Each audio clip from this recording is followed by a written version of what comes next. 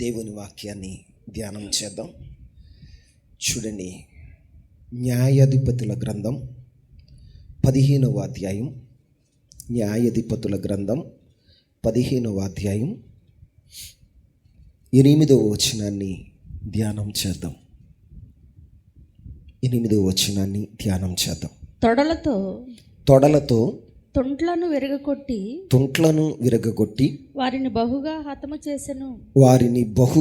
హతము చేసెను. అటు పిమ్మట వెళ్ళి యాతాము బండ సందులో నివసించెను. చాలండి. చదువుకున్న లేఖన భాగాన్ని ధ్యానించినప్పుడు ఇక్కడ ఒక వ్యక్తి మనకు కనపడతాడు. ఆయన పేరేంటంటే సంసోను. అందరూ చెప్పండి, సంసోను. సంసోను దేవునికి నాజీరుడు. ఎవరండి? దేవునికి నాజీరు చేయబడినవాడు. సంసోను దేవుని ప్రజలకు న్యాయాధిపతిగా ఉన్నాడు. ఎలా ఉన్నాడు? న్యాయాధిపతిగా ఉన్నాడు. సంసోను న్యాయాధిపతిగా ఉన్న దినాల్లో జరిగిన సంఘటన గురించి ఇక్కడ వ్రాయబడి ఉంది. సంసోను పుట్టి పెరిగి పెద్దవాడైన తర్వాత, సంసోను పుట్టక ముందలే పరలోకము నుండి ఒక దేవదూత దిగి వచ్చి సంసోను తల్లిదండ్రులకు చెప్పింది. ఏమని చెప్పిందయ్యా అంటే, ఇతడు దేవునికి నాజీరుడు కాబట్టి పుట్టబోయేవాడు ఇశ్రాయేలులకు న్యాయాధిపతి. ఎవరండి? న్యాయాధిపతి. ఇదిగో, దేవుని ప్రజలను రక్షించటానికి పుట్టినవాడు కాబట్టి ఇతన్ని పెంచేటప్పుడు, ఇతన్ని గర్భం ధరిస్తున్న నీవు కూడా ఎలా ఉండాలో తెలుసా? ద్రాక్ష రసము అనేది సంబంధించింది ఏది కూడా నీవు ముట్టకూడదు. పుట్టిన ఆ వ్యక్తికి, ఆ బిడ్డకు ద్రాక్షారసం సంబంధించింది ఏది కూడా ఆ బిడ్డకు ఇవ్వకూడదు. ఎందుకయ్యా అంటే అతడు నాజీరుడు. అలాంటి వాడు నాజీరుడు అని పరలోకము నుండి ఒక దేవదూత చెప్పింది. ప్రియులరా, విచిత్రం ఏంటంటే, సంసోను పుట్టాడు, పెరిగి పెద్దవాడయ్యాడు, యవన దశకు వచ్చాడు. యవన దశకు వచ్చిన తర్వాత అతగాడు ఏం చేశాడో తెలుసా అండి?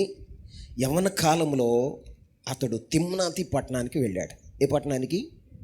తిమ్నాతి పట్టణానికి వెళ్ళి అతడు ఫిలిస్తీన్ల స్త్రీలలో ఒక స్త్రీని చూసి ఆమెను ఇష్టపడి తన తల్లిదండ్రులకు దగ్గరకు వచ్చి తన తల్లిదండ్రులతో చెప్తున్నాడు, ఇదిగో నేను తిమ్నాతు పట్టణానికి వెళ్ళాను, ఫిలిస్తీన్ల కన్యకల్లో ఒకదాన్ని నేను చూశాను, ఆమంటే నాకు ఇష్టం, ఆమె నాకు ఇచ్చి పెండ్లి చేయండి అని తన తల్లిదండ్రులతో చెప్తే, తన తల్లిదండ్రులు వారించాలని, మాన్పించాలని ఎన్నో ప్రయత్నాలు చేశారు. కానీ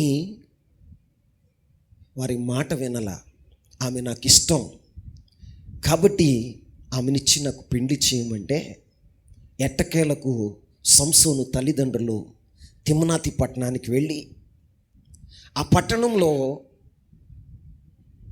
సంసోను చూసినటువంటి కన్యకతో మాట్లాడి, వారి తల్లిదండ్రులతో మాట్లాడి ఒప్పించి వివాహం చేయాలని వాళ్ళు ఇష్టపడ్డారు.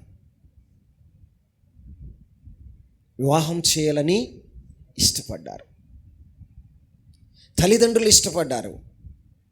అయితే జరిగిన సంఘటన ఏంటి అంటే, సంసోను తన భార్య దగ్గరికి వెళ్ళాలని అక్కడికి వెళ్ళినప్పుడు విందు చేయాలట. ఫిలిష్తీయుల సాంప్రదాయం ప్రకారం విందు చేసి పెట్టాలి. వాళ్ళకి 7 దినాలు విందు జరుగుతున్నప్పుడు సంసోను ఒక పొడుపు కథ వేశాడు. ఆ పొడుపు కథ యొక్క భావాన్ని వారు చెప్పలేకపోయారు. సంసోను ఇష్టపడి ప్రేమించినటువంటి తన భార్య ద్వారా ఆ పొడుపు కథ యొక్క భావాన్ని తెలుసుకొని వారు సంసోనికి సమాధానం చెప్పారు. అప్పుడు సంసోను వారికి వస్త్రాలు ఇచ్చాడు. ఏమిచ్చాడు? వస్త్రాలు ఇచ్చాడు. వస్త్రాలు ఇచ్చినప్పుడు తన కలభావం తన భార్య తెలుసుకుని తన యొక్క బంధువులకు చెప్పిందని అలిగి కోపంతో ఏం చేశాడు తెలుసా? ఇంటికి వెళ్ళిపోయాడు. ఏం చేశాడు? ఇంటికి వెళ్ళిపోయాడు. అప్పుడు సంసోను భార్య తండ్రి గారు ఏం చేశారో తెలుసా? నిజంగానే సంసోను ఇంక రాడు, ద్వేషించాడు, నా కుమార్తెను ద్వేషించాడు అని అనుకుని ఆమెను సంసోను స్నేహితుడికిచ్చి పెళ్లి చేశాడు. ఎవరికిచ్చి? ఇది న్యాయమా చెప్పండి? సంసోను స్నేహితునికి ఇచ్చి వివాహం చేస్తే కొన్ని దినాల తర్వాత సంసోను తన భార్య దగ్గరికి వెళ్ళాలని ఒక మేకపిల్లను పట్టుకుని సంతోషంగా తన భార్య దగ్గరికి వస్తూ ఉంటే ఇంట్లోకి రాకుండా మామగారు ఆపేశారు. నా భార్య దగ్గరికి నేను వెళ్ళాలి అంటే, అయ్యా ఒక్క మాట విను, నువ్వు నిజంగా నా కుమార్తెను ద్వేషించావని, నిజంగా ద్వేషిస్తున్నావని నా కుమార్తెను నీ స్నేహితుడికిచ్చి పెళ్లి చేశాను. ఇదిగో నా చిన్న కుమార్తె ఉంది. ఎవరుంది? నా చిన్న కుమార్తె ఉంది. ఆమె కన్నా అందగత్తే. ఆమెను చేసుకో, దయచేసి అర్థం చేసుకో అని చెప్తే సంసోనికి బాధ కలిగింది. సంసోను, ఇదిగో నేను ఫిలిష్తీయులకు ఏదైనా నష్టం కలగచేశాను అంటే ఆ నింద నా మీద కాదు, మీ మీదే వస్తుంది. ఎందుకంటే నా భార్యని వేరొకనికి ఇచ్చి నువ్వు వివాహం చేశావు అని సంసోను కోపావేశకుడై ఏం చేశాడు తెలుసా? ఊరు బయటికి వెళ్ళి 300 నక్కలను పట్టుకున్నాడు. ఎన్ని నక్కలు? 300 నక్కలను పట్టుకుని ఆ నక్కల యొక్క తోకలను ముడివేసి, 2 నక్కల తోకలను ముడివేసి ఆ తోకల మధ్యలో ఏం పెట్టాడో తెలుసా? మండుచున్న దివిటీలను పెట్టాడు. ఏం చేశాడు? దివిటీలను పెట్టి ఆ నక్కల్ని వారి పంట పొలాల్లో వదిలేశాడు.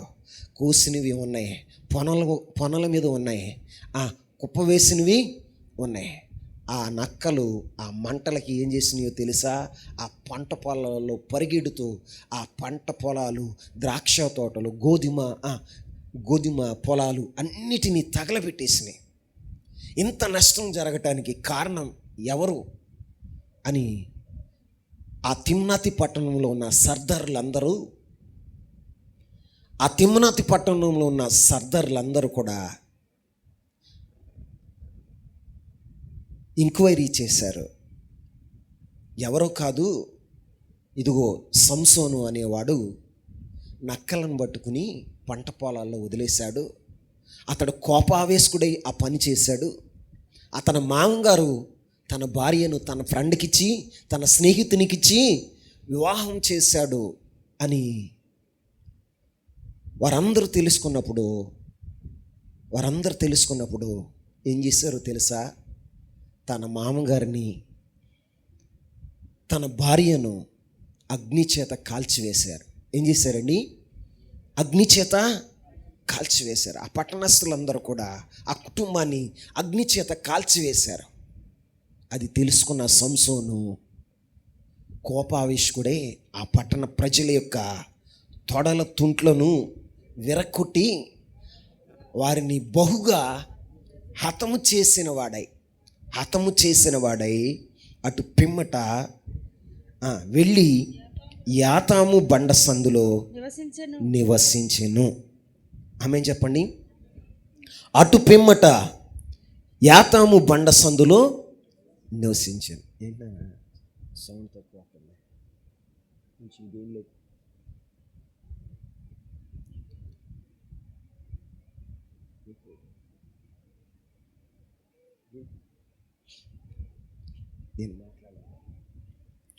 స్తోత్రం, హల్లెలూయా. అటు పిమ్మట వెళ్ళి యాతాము బండ సందులో నివసించాను. అందరూ చెప్పండి, యాతాము బండ సందులో నివసించాను.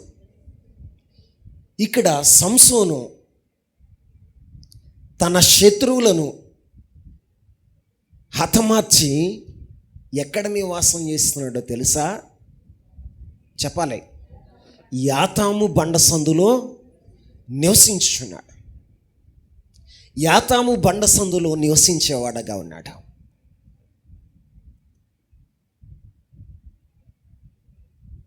ఈ రోజున దేవుని సన్నిధిలో ఉన్న మనం లోకములో సాతాను యొక్క అనుచరులను మనం ఏం చేయాలో తెలుసా? హతం చేసేవారుగా ఉండాలి. ఏం చేయాలి? హతం చేసేవారుగా ఉండాలి. రక్షింపబడిన నీవు, దేవుని కొరకు ప్రతిష్ఠించుకున్న నీవు, దేవుని కొరకు దేవుని రక్తము చేత, యేసయ్య రక్తం చేత కడగబడి, పరిశుద్ధపరచబడి, పవిత్రపరచబడి ప్రతిష్ఠించుకున్న నీ జీవితంలో నీవు కూడా నీ శత్రువు అయిన అపవాదిని, అపవాది యొక్క అనుచరులను హతము చేసేవాడుగా ఉండాలి. ఎలా ఉండాలి? హతము చేసేవాడుగా ఉండాలి. ఈ రోజున దేవుని కొరకు సమర్పించుకున్న నీవు, దేవుని కొరకు ప్రతిష్ఠించుకున్న నీవు, దేవుని కొరకే బ్రతకాలి, దేవుని కొరకే నేను జీవించాలి అని ఒక తీర్మానం చేసుకున్న నీ జీవితంలో కూడా నీవు సాతాను సమూహాన్ని నువ్వు హతమార్చేవాడుగా ఉండాలి. అంతేకాదు, హతమారుస్తున్న నీవు నివసించవలసిన ప్రాంతం పేరేంటో తెలుసా? యాతాము బండ. ఆమేన్. ఏ బండ? యాతాము బండ సందుల్లో నివసించిన వాడుగా ఉన్నాడు. ఈ రోజున నీ జీవితంలో కూడా ఎక్కడ నివసించాలి అంటే యాతాము బండలో నువ్వు నివసించాలి. ఆమేన్. యాతాము బండ. యాతాము అనగా అర్థం ఏంటంటే తెలుసా? యాతాము అనగా అర్థం ఏంటయ్యా అంటే స్థిరత. చెప్పండి, స్థిరత. రెండు అర్థాలు వస్తాయి. యాతాము అంటే రెండు అర్థాలు వస్తాయి. ఒకటి ఏంటయ్యా అంటే స్థిరత. చెప్పండి, స్థిరత. రెండు, నిత్యత్వము. చెప్పండి, నిత్యత్వము. యాతాము అంటే అర్థం ఏంటయ్యా అంటే స్థిరత మరియు నిత్యత్వము. రెండు అర్థాలు వస్తాయి. ఈ రోజున దేవుని సన్నిధిలో కూర్చున్న మన జీవితాల్లో కూడా మన నివాసం ఎక్కడ ఏర్పరచుకోవాలి అంటే యాతాము బండలో. ఆమేన్. బండ అంటే అర్థం ఏంటో తెలుసా? బైబిల్లో ఒక మాట రాయబడి ఉంది, అది చదువుదామా?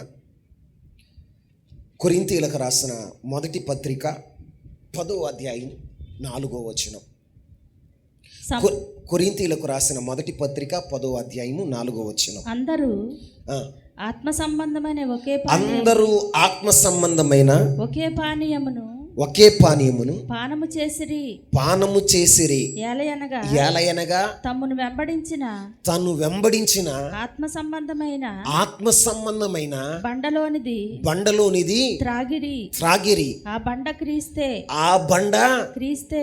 క్రీస్తే. చెప్పండి, ఆ బండ క్రీస్తే. ఇప్పుడు సంసోను ఎక్కడ నివాసం ఏర్పాటు చేసుకున్నాడో తెలుసా? యాతాము బండ సందులో. ఎక్కడ యాతాము బండ సందులో తన నివాసాన్ని ఏర్పాటు చేసుకున్నాడు. ఈ రోజున దేవుని కొరకు ప్రతిష్ఠించుకున్న ప్రతి ఒక్కరూ, రక్షణ పొందినవారు, బాప్తిసం తీసుకున్నవారు, క్రీస్తు కలువరి శిలువ రక్తంతో కడగబడిన ప్రతి ఒక్కరూ నివసించవలసిన ప్రదేశం ఏంటంటే ఎక్కడ? బండ. చెప్పండి, బండ సందులో నివసించేవారుగా ఉండాలి. ఆమేన్. బండ సందులో నివసించేవారుగా ఉండాలి. ఆ బండ ఎవరయ్యా అంటే క్రీస్తు ప్రభువుల వారు. ఆమేన్. కొరింథీయులకు రాసిన పత్రికలో అపోస్తుడైన పౌలు చెప్తున్న మాట, ఆ బండ క్రీస్తే. సంసోను ఎక్కడ నివాసం చేసాడయ్యంటే యాతాము బండ సందులో. ఏ సందులో? యాతాము బండ సందులో. ఇప్పుడు ఆత్మీయుడుగా, ఆత్మీయురాలుగా, ఇప్పుడు సంఘ బిడ్డలుగా మనం ఎక్కడ నివసించాలి అంటే క్రీస్తు అనే బండ సందులో మనం నివసించాలి. ఎక్కడ? క్రీస్తు అనే బండ సందులో నివసించాలి. బండ సందులో నివసించాలి. మరి నీ నివాసం ఎక్కడ ఏర్పరచుకున్నావు? క్రీస్తులోనే నివసిస్తున్నావా? క్రీస్తులోనే నివసిస్తున్నావా? సంసోను ఎక్కడ నివాసం ఏర్పరచుకున్నాడు అంటే యాతాము బండ. ఏ బండ? యాతాము బండ. ఆ బండ సందులో అతను నివాసాన్ని ఏర్పాటు చేసుకున్నాడు. ఆ బండ సందులో ఉన్నంత వరకు ఎవ్వరూ ఆయనకి హాని చేయలేకపోయారు. ఆ బండ సందులో ఉన్నంత వరకు శత్రువులు ఆయన్ని సమీపించలేకపోయారు. శత్రువులు ఆయనకి ఏ కీడును తలపెట్టలేకపోయారు. కారణం ఏంటంటే అతడు యాతాము బండ సందులో నివాసాన్ని ఏర్పాటు చేసుకున్నాడు. ఎక్కడ? యాతాము బండ సందులో నివాసాన్ని ఏర్పరచుకున్నాడు. మనమైతే మన నివాసాన్ని ఎక్కడ ఏర్పరచుకోవాలో తెలుసా? క్రీస్తు అనే బండలో. ఎక్కడ? క్రీస్తు అనే బండలో మన నివాసాన్ని మనం ఏర్పరచుకోవాలి. మరి ఈ రోజున దేవుని పిల్లలుగా వాక్యం వింటున్న నీ జీవితంలో క్రీస్తు అనే బండలోనే నీవు నివాసాన్ని ఏర్పరచుకున్నావా? క్రీస్తు అనే బండలోనే నీ నివాసాన్ని ఏర్పరచుకున్నావా? లోక సంబంధమైన స్థలాల్లో నీ నివాసాన్ని ఏర్పరచుకున్నావా? ఈ రాత్రి మనల్ని మనము పరీక్షించుకోవాలి.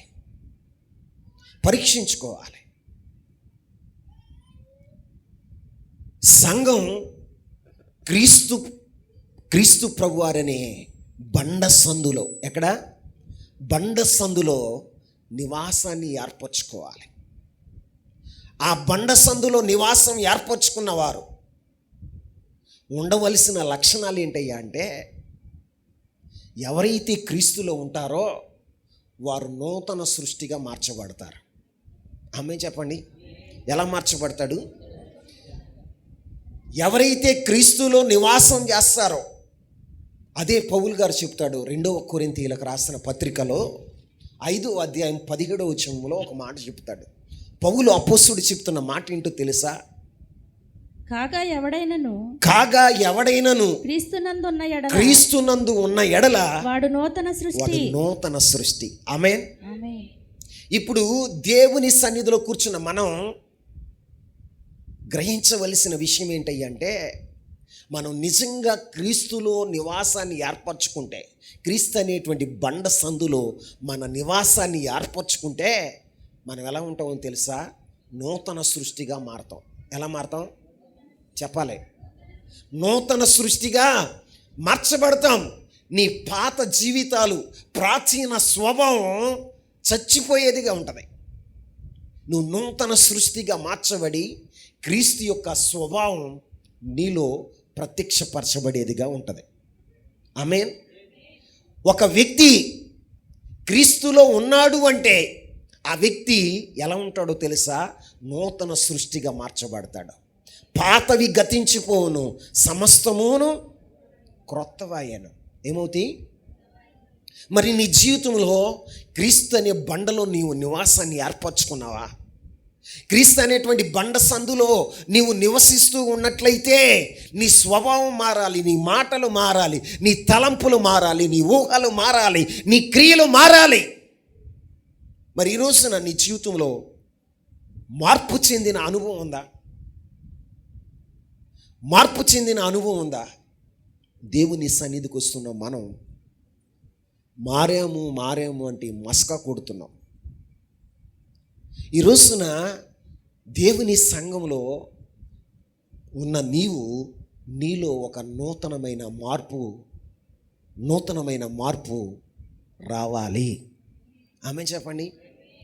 నువ్వు సంఘానికి వస్తే ప్రయోజనం ఏమి లేదు. సంఘానికి వచ్చిన నీ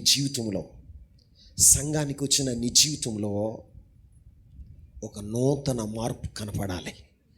నీ స్వభావం మారాలి, నీ క్రియలు మారాలి, నీ ఆరాధన క్రమం మారాలి. ఈ రోజున దేవునితో సన్నిహిత సాన్నిధ్యాన్ని కలిగి నువ్వు ఉండాలి. మరి ఉంటున్నావా?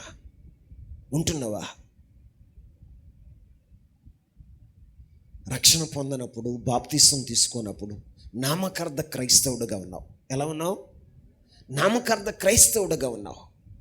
ఇప్పుడు రక్షణ పొందిన తర్వాత, బాప్తిసం తీసుకున్న తర్వాత నీవు నూతన సృష్టి. ఏ సృష్టి? నూతన సృష్టి. ఈ రోజున నీ ప్రాచీన స్వభావాన్ని క్రీస్తుతో కూడా సిలువ వేసి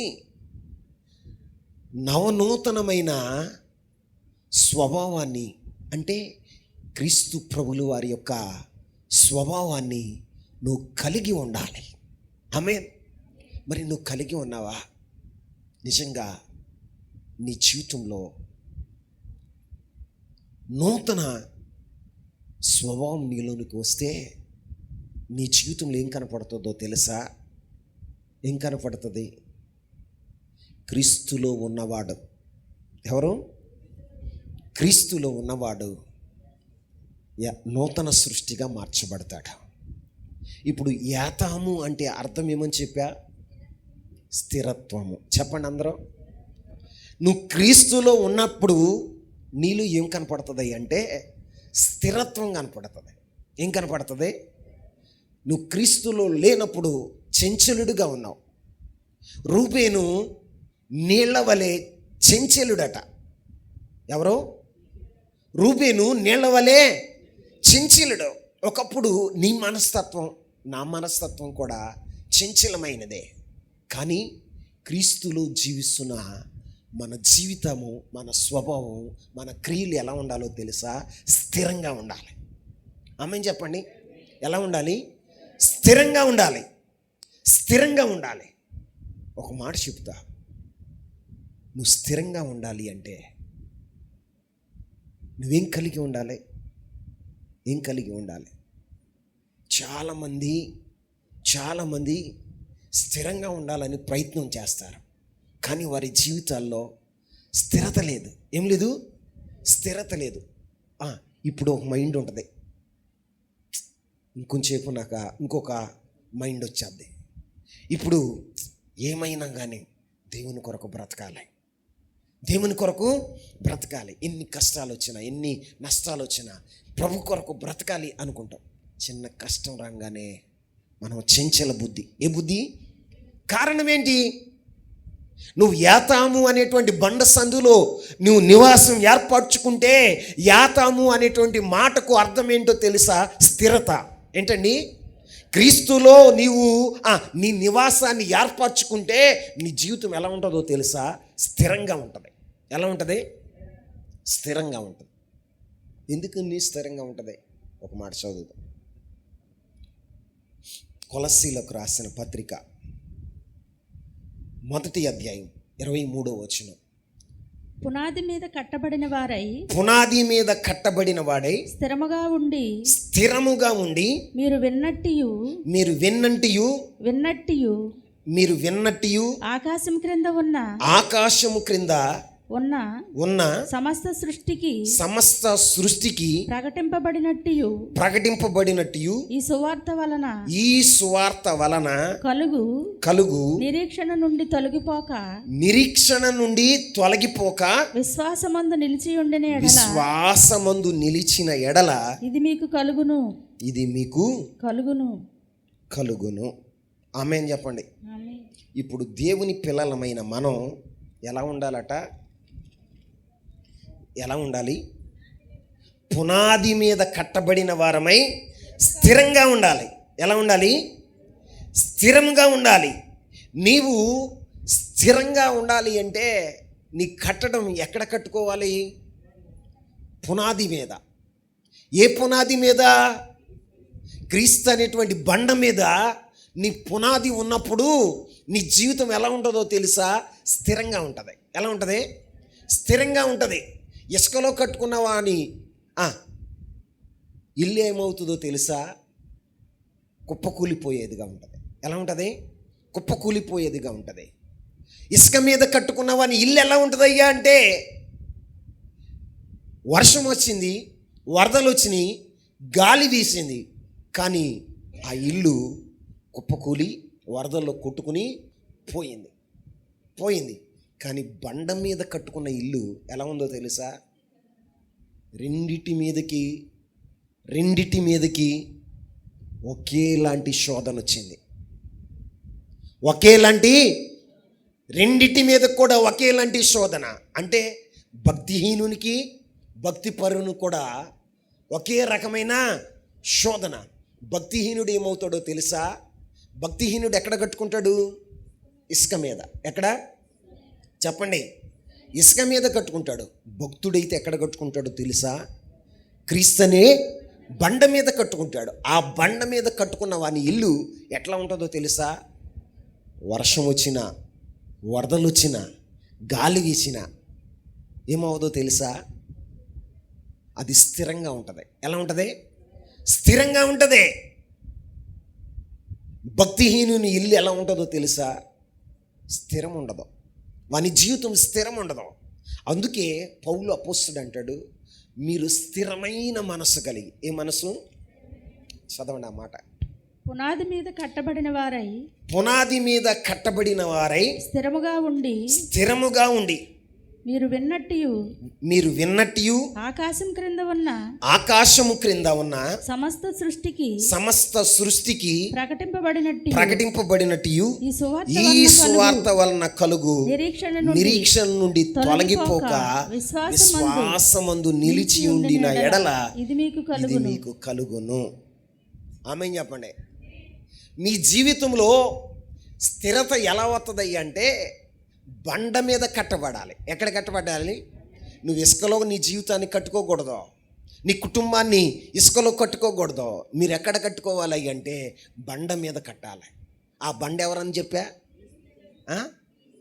క్రీస్తునే బండ మీద మన జీవితాన్ని కట్టుకున్నప్పుడు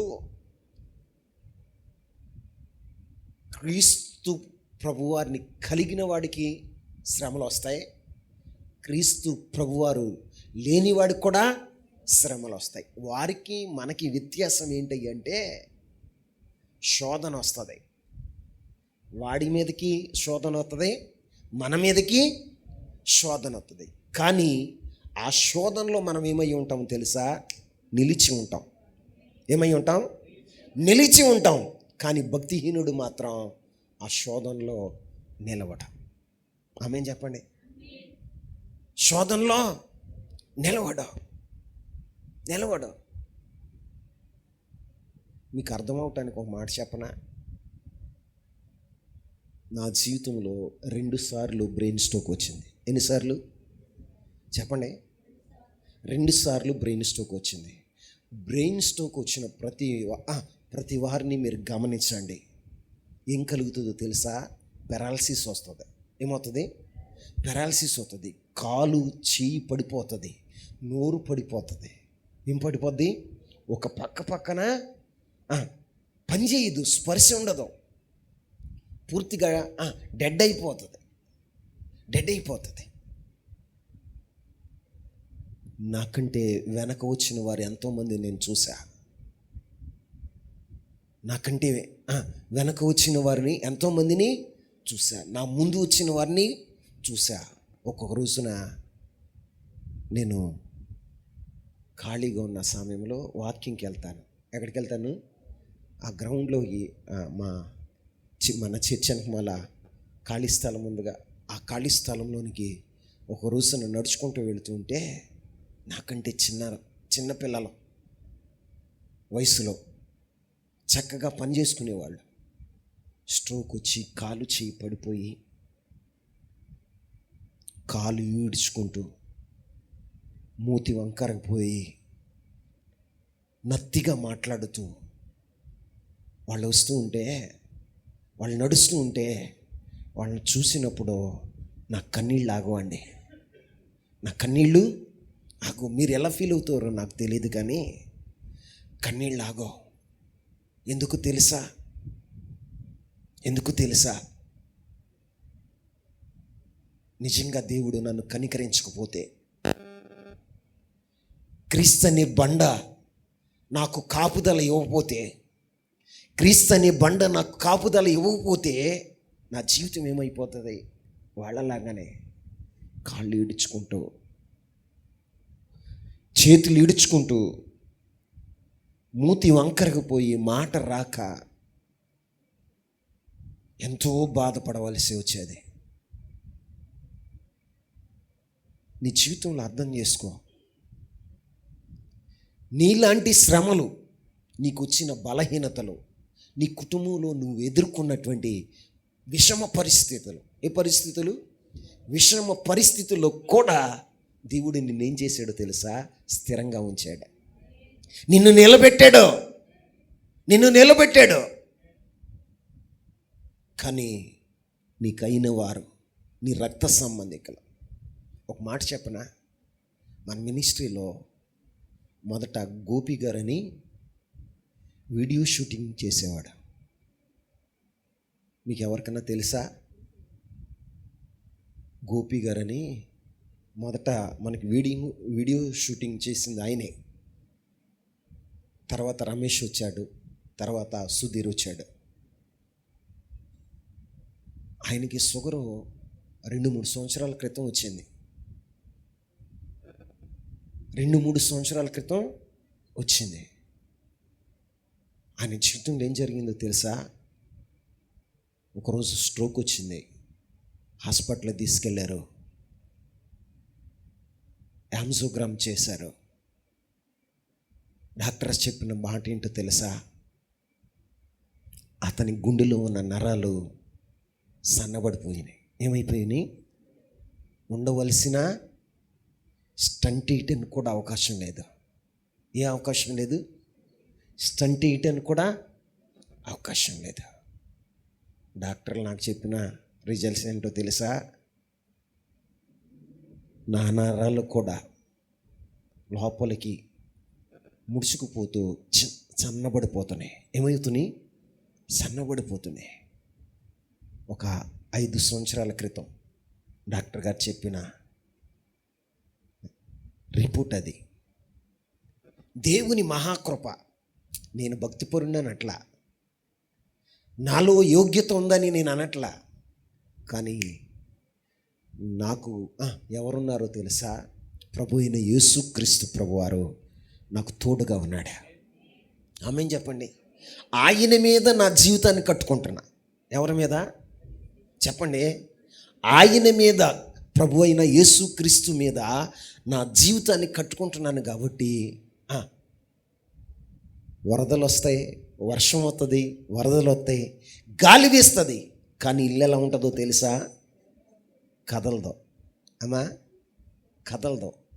నీ జీవితంలో కూడా నేను మాట చెప్తున్నాను ఏంటంటే, నీ జీవితంలో శ్రమలు వస్తాయి, శోధనలు వస్తాయి, ఇరుకులు వస్తాయి, ఇబ్బందులు కలుగుతాయి, కానీ నీ జీవితం క్రీస్తుని బండ మీద కట్టుకున్నప్పుడు ఎలా ఉంటుందో తెలుసా?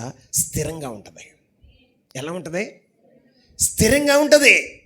నిజంగా నువ్వు స్థిరంగా ఉండగలుగుతున్నావా?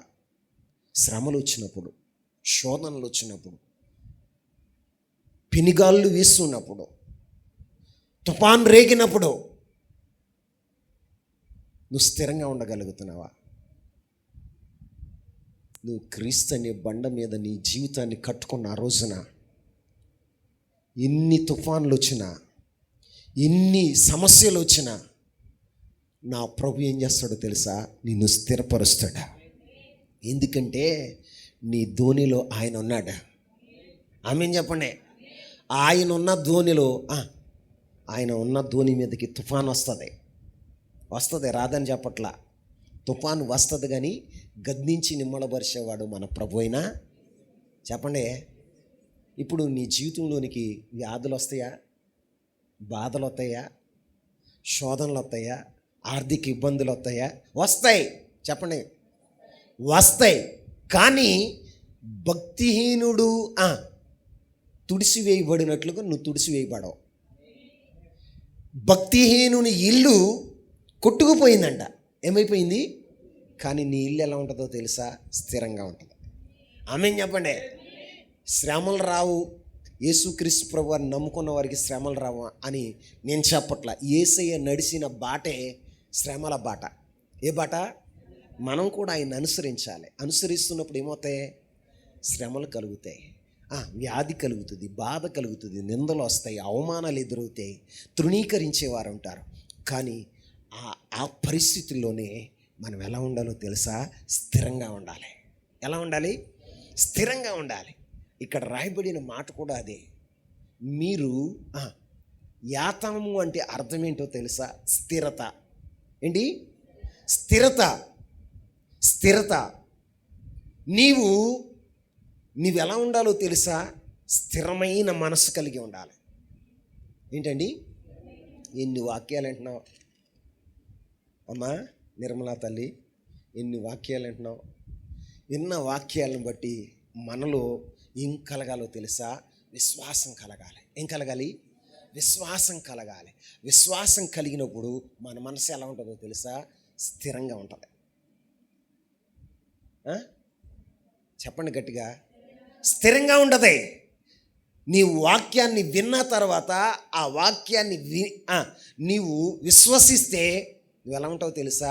స్థిరంగా ఉంటావు. అదే చెప్పాడు పౌలు గారు ఈ మాటలో. మీరు చదివిన వాక్యంలో ఏమర్థమైంది మీకు?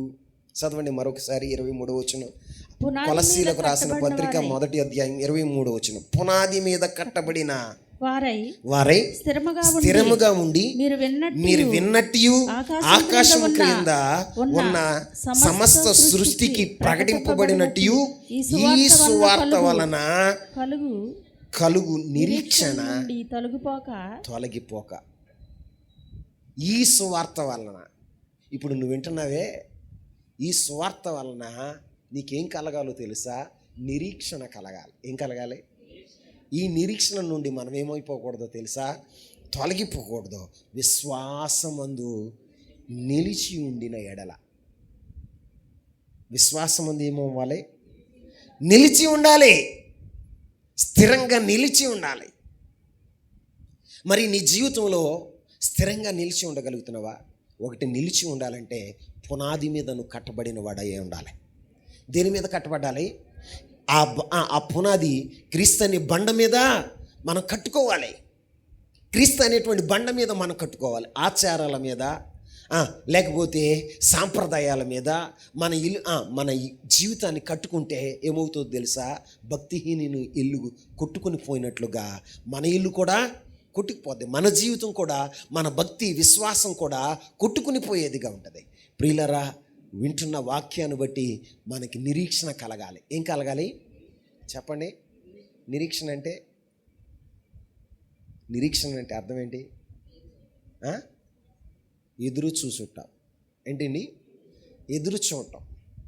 నిరీక్షణ అంటే ఎదురు చూడటం. ఈ రోజున మన జీవితంలో వింటున్న వాక్యాన్ని బట్టి విశ్వాసం కలిగి నిరీక్షణ నుండి తొలగిపోకూడదు. దీని నుండి వింటున్న వాక్యాన్ని బట్టి విశ్వసించి నిరీక్షణ నుండి తొలగిపోక స్థిరంగా ఉండాలి. ఎలా ఉండాలి? స్థిరంగా ఉండాలంటే ఒక వ్యక్తి దీని మీద కట్టబడాలి? బండ మీద పునాది వేయబడి కట్టబడిన ఇల్లు స్థిరంగా ఉంటుంది. ఈ రోజున క్రీస్తు అనేటువంటి బండ మీద నీ జీవితాన్ని కట్టుకున్నప్పుడు నీ జీవితం ఎలా ఉంటుందో తెలుసా? స్థిరంగా ఉంటుంది. ఇంకా స్థిరంగా ఉండాలంటే ఇంకొక మాట మీకు చెప్తా. చూడండి, కీర్తనల గ్రంథం 16వ అధ్యాయం. కీర్తనల గ్రంథం 16వ అధ్యాయం 8వ వచనాన్ని చదువుదాం. సదాకాలము యెహోవాయందు నా గురి నిలుపుచున్నాను. ఆయన నా కుడి పార్శ్వమందు ఉన్నాడు గనుక నేను కదల్చబడను. ఆమేన్. ఏంటట?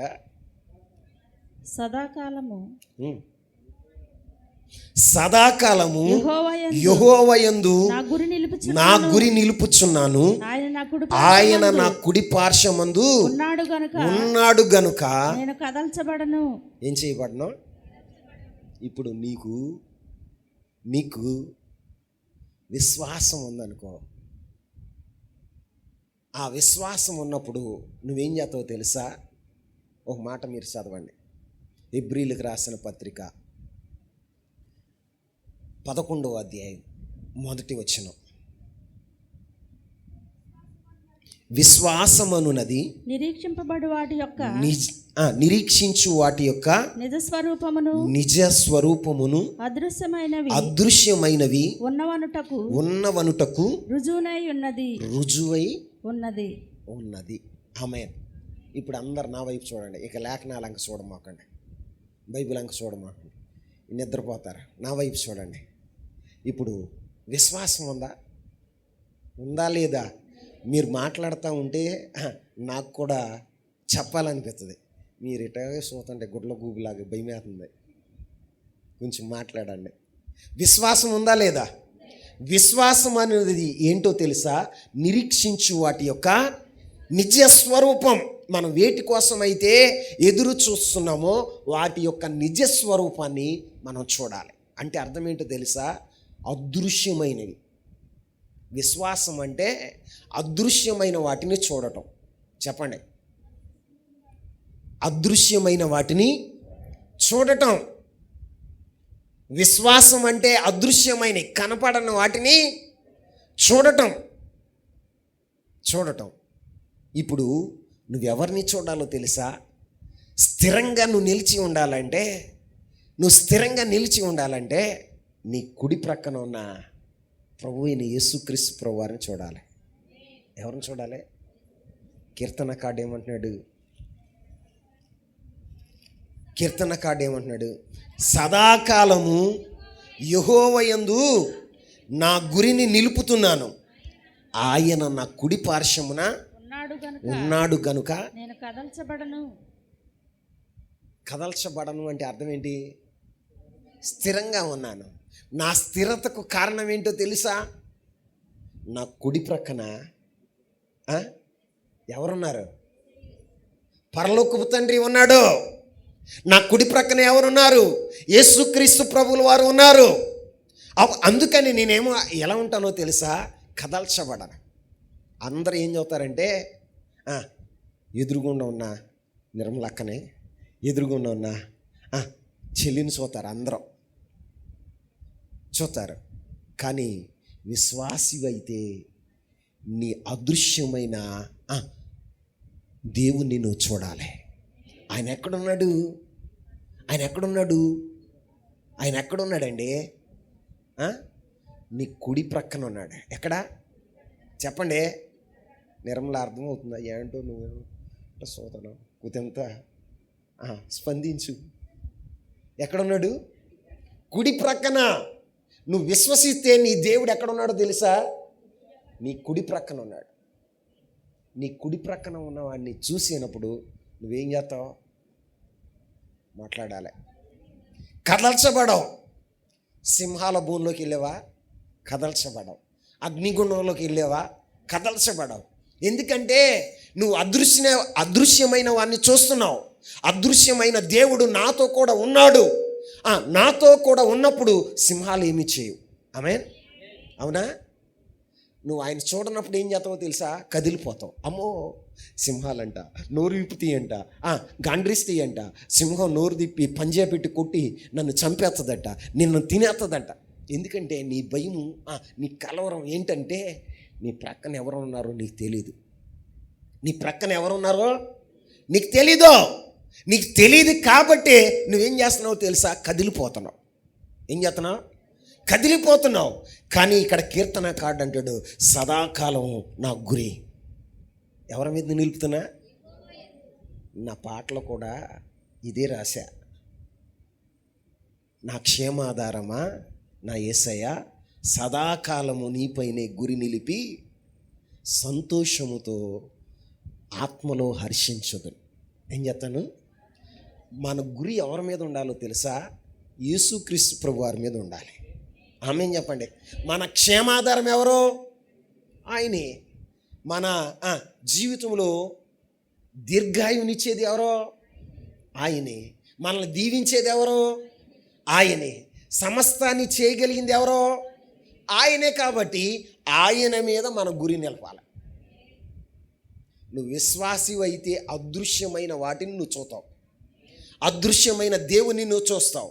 ఇక్కడ భక్తుడు అంటాడు, సదాకాలం యెహోవా మీద నా గురి నిలుపుచున్నాను, ఆయన నన్ను కుడి పార్శ్వమున ఉన్నాడు గనుక నేను కదల్చబడను. కీర్తనకాడు ఏం చేస్తున్నాడు తెలుసా? ప్రభుని చూస్తున్నాడు. ఎవరిని చూస్తున్నాడు చెప్పండి? ప్రభుని చూసినప్పుడు ఆయనకు భయం ఉంటుందా? యెహోవా నాకు తోడై ఉన్నాడు, నేను గాఢాంధకారపు లోయల్లో సంచరించిన ఏ అపాయానికి భయపడవు. ఎందుకంటే నీ తోడుగా ఎవరున్నారు చెప్పండి? పరలోకపు తండ్రి ఉన్నాడు. పరలోకపు తండ్రి ఉన్నప్పుడు నీ కుడి పార్శ్వన, పరలోకపు తండ్రి ఉన్నప్పుడు యేసుక్రీస్తు ప్రభు వారు నీ కుడి పార్శ్వన ఉన్నప్పుడు నువ్వు గాఢాంధకారపు లోయలోకి వెళ్ళినా, సింహాల బోన్లోకి వెళ్ళినా, అగ్నిగుండంలోనికి వెళ్ళినా ఏమైనా అవుతుందా? అపాయం కలుగుతుందా? అసలు అపాయం గురించి భయపడతావా? షడ్రక్ మెషక్ అబేద్నెగోలు ఏమన్నారు? రే అగ్ని 7 అంతలు చేయండి అంటే, ఓయి నెబుకద్నెజరు ఏమంటున్నారు? ఓయి నెబుకద్నెజరు పేరు పెట్టి వెళ్తున్నారు మహారాజుని. 127 దేశాలు పరిపాలిస్తున్న మహారాజుని ఏమని వెళ్తున్నారు తెలుసా? ఓయి నెబుకద్నెజరు. వారి ధైర్యం ఏంటో తెలుసా? వారి ధైర్యం ఏంటో తెలుసా? అగ్నిగుండంలో వేసిన వారితో కూడా పరలోకపు తండ్రి ఉంటాడనే ధైర్యం. చెప్పండి. వారు చూస్తున్నారు, కళ్ళు వారి మనోనేత్రాలు వెలిగించబడుతున్నాయి. ఏమవుతున్నాయి? మనోనేత్రాలు వెలిగించబడినాయి. కాబట్టే వారు ఏం చేశారో తెలుసా? ఏం చేశారు చెప్పండి? అగ్ని 7 అంతలైనా భయపడ్డారా? అమ్మా టైఫాయిడ్ ఎక్కువైతే మాట్లాడాలి.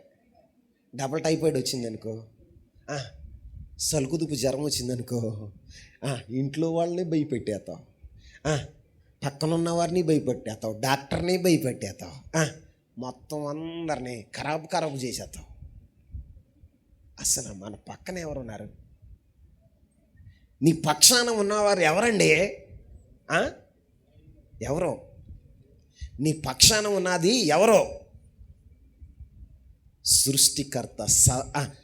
ఆయన సర్వశక్తిమంతుడు. చెప్పండి, సర్వశక్తిమంతుడు. ఆయన ఏం చేస్తాడు అంటే సమస్తాన్ని చేయగలడు. ఆమె ఏం చేయగలడు? సమస్తాన్ని చేయగలడు.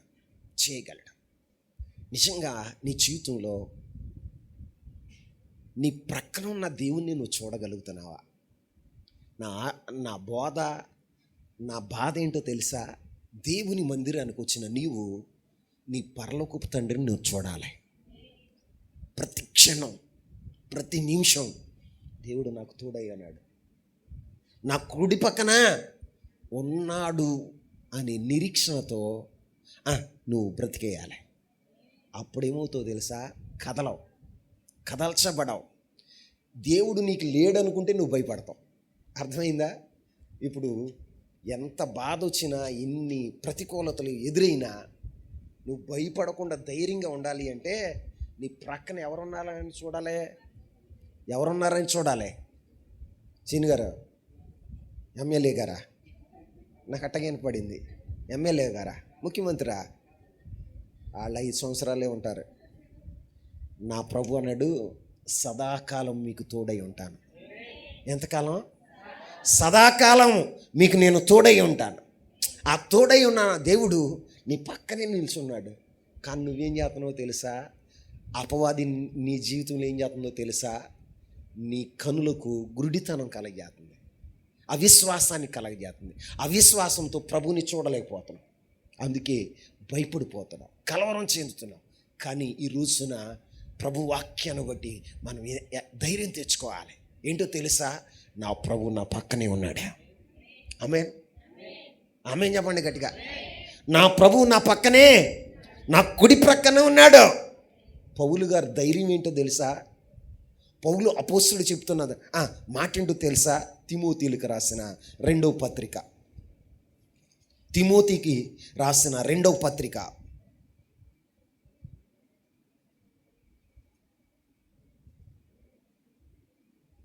17వ వచనం చదువుదాం. 4వ అధ్యాయం 17వ వచనం.